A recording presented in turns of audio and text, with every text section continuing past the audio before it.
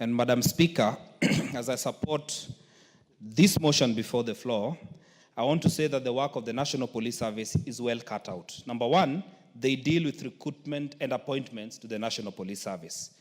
We have always had problems of unfair appointments to the National Police Service. And Madam Speaker, in some regions, we have always had skewed recruitment of people to the National Police Service, and specifically the formula in which the National Police Service uses. One of the roles that this commission has is to develop fairer processes that can be used so that they can address the issue of inequality for people who want to serve in the National Police Service. They will also deal with promotions and confirmation of appointments.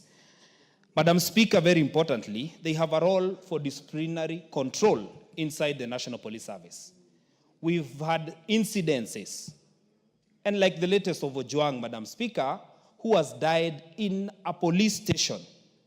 Disciplinary control is a role that the National Police Service has to the officers who serve and even the management of the institutions that are gazetted as police posts and police stations.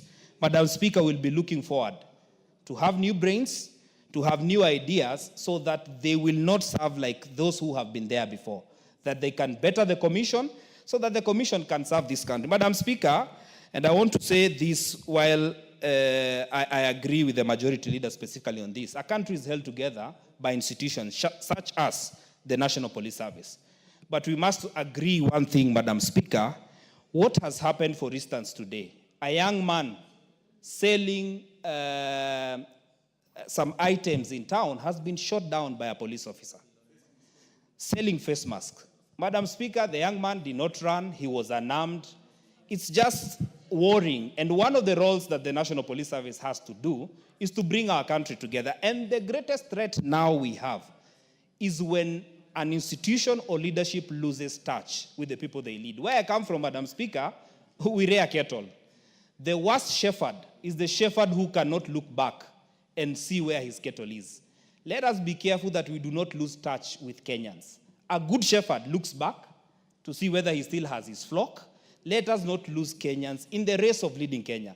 And specifically for us who are elected on Kenya Kwanza, we promised the police service that we will improve their conditions for working.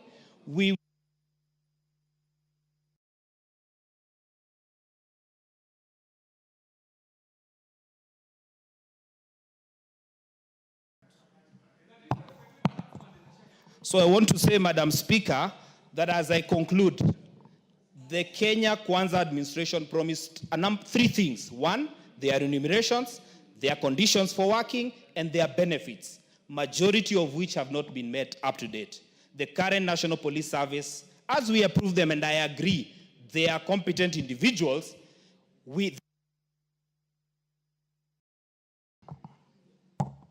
they need to work so that, Madam Speaker, they are able to get benefits. Otherwise, with those very many remarks, Madam Speaker, let us approve them. Some of them are people we know, very competent, and I want to say that these are people who can serve this country and make it better even as we go forward. And I want to thank Kimani Ichung'wah for listening to the ground, because now I've seen you have changed your talking. Thank you very much. Thank you, honorable members. Let me now put the question. Honorable, oh, you reply first. Sorry.